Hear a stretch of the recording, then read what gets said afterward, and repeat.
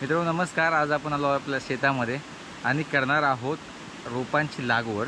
त्याचप्रमाणे काही रोपं लावलेली आहेत या अगोदर, त्यांना भर देखील टाकणार आहोत। माझ्या मागे मी तुम्हाला दाखवतो, या इकडे बघा, ही बाग आहे आमची काजूची। ही जी झाडात मोठी मोठी दिसतात ना, ही 10 वर्षापूर्वी लावलेली होती। आता चांगलं उत्पन्न देतात, पण झालंय काय, ती ज्या मळ्यांमध्ये लावली आहेत ना, त्या मळ्यांची मधली जागा आता वापरात येत नाही शेतीसाठी। तर मग त्या मधल्या जागेमध्ये आपण आज काही रोपांची लागवड करणार आहोत आणि जी लहान लहान रोपं आहेत 2-3 वर्षापूर्वी लावलेली, त्याला भर देखील टाकणार आहोत। तर आजच्या व्हिडिओमध्ये हे सगळं तुम्हाला दाखवण्याचा प्रयत्न करतोय।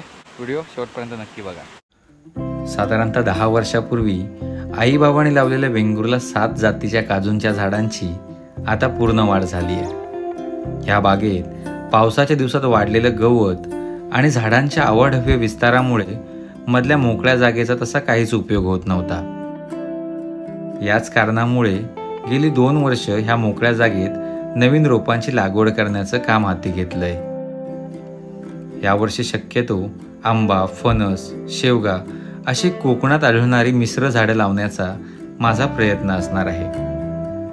लागवडीपूर्वी गुडघाभर वाढलेलं गवत साफ करून पानगळ नसणारी जागा शोधणं गरजेचं होतं।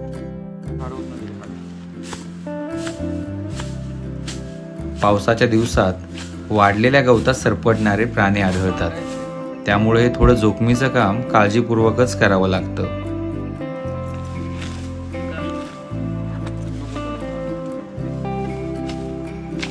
जुन्या काळात पूर्वजांनी लावलेली आंब्या फणसाची पारंपरिक झाडं आज देखील फळं देतात। यांच्या देखभालीचा खर्च जवळजवळ नाहीच। कोकणच्या मातीत ही झाडं हमखास जगतात आणि लावणाऱ्या मालकाचं नाव अगदी पुढच्या 3 पिढ्यांपर्यंत पोचवतात।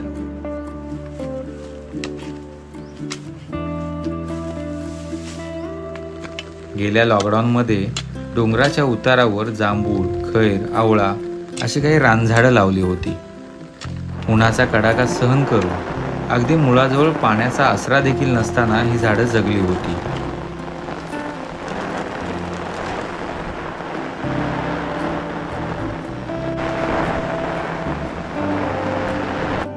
आपण लावलेली झाडं जगताना, ती वाढताना बघून होणारा आनंद शब्दात व्यक्त करता येत नाही, हेच खरं।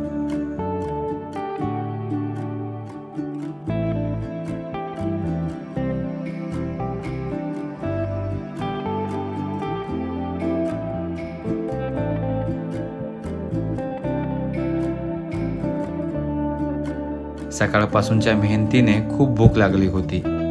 आईनं बांधून दिलेली भाकरी आणि तिच्या जोडीला सुक्या मच्छीचं कालवण। आज बऱ्याच दिवसांनी निसर्गाच्या सानिध्यात आणि रिपरिप पडणाऱ्या पावसात जुने दिवस आठवत दुपारची शिदोरी संपवली।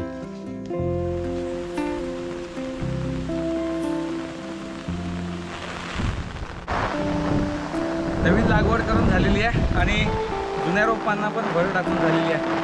पाऊस भन्नाट आलाय। हा व्हिडिओ इथेच थांबवतोय। व्हिडिओ कसा वाटला मला नक्की कळवा, लाईक करा, शेअर करा। पुन्हा भेटू एका नवीन व्हिडिओमध्ये। तोपर्यंत जय महाराज।